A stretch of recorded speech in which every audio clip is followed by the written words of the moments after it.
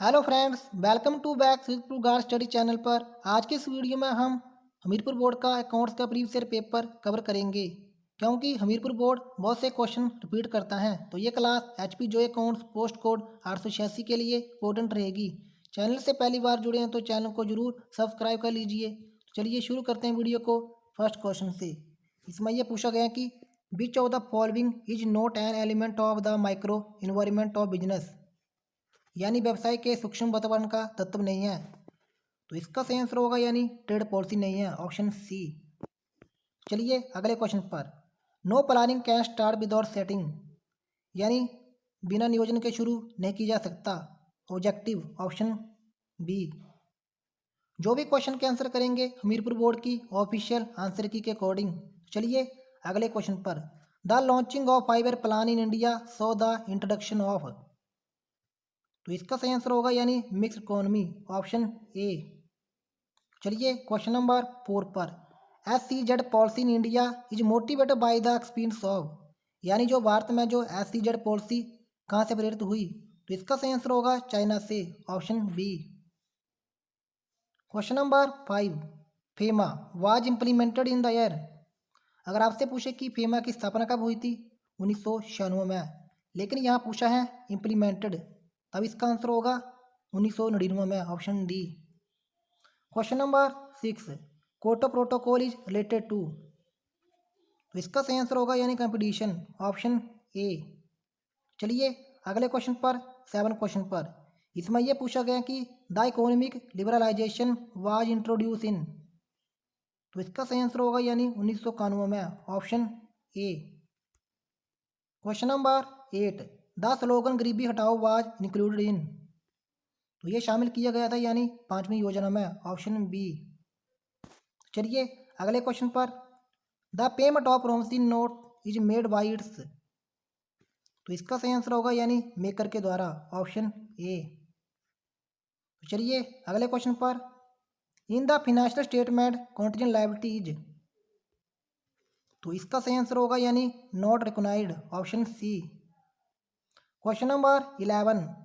The term imprest system is used in relation to, तो इसका सही आंसर होगा यानी पीटी कैश बुक। तो चलिए अगले क्वेश्चन पर।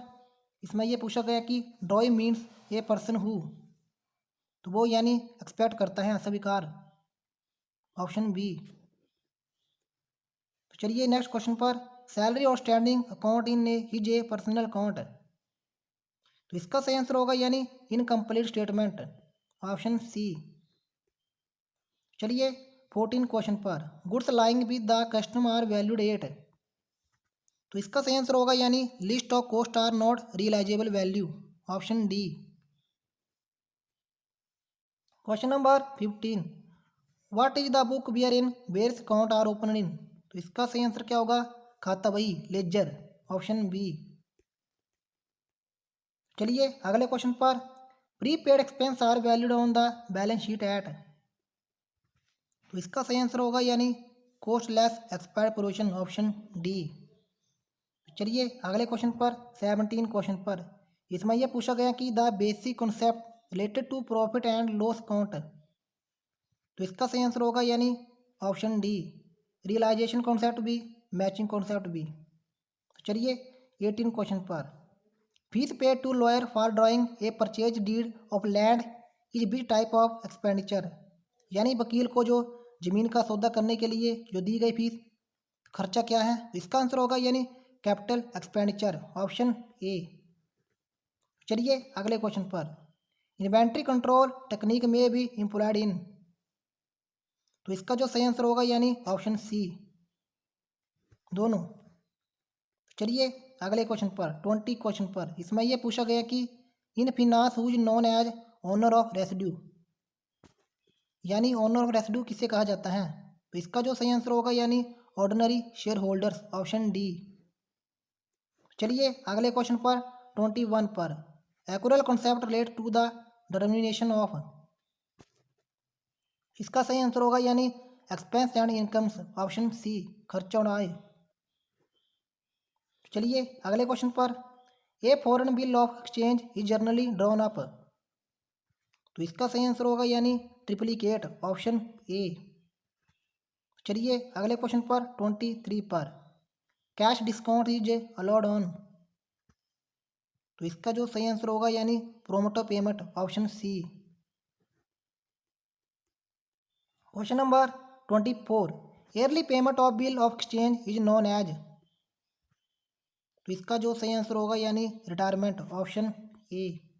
तो चलिए अगले क्वेश्चन पर 25 पर, premium on redemption of debenture, यानी जो premium on redemption of debenture account किसका है, पर्सनल अकाउंट, ऑप्शन ए। चलिए अगले क्वेश्चन पर 26 पर, which of the following is not an accounting concept.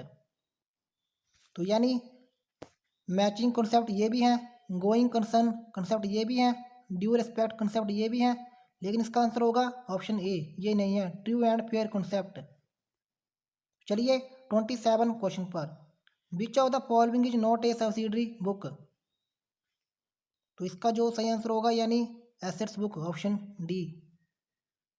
Question number 28, accounting concept are based on.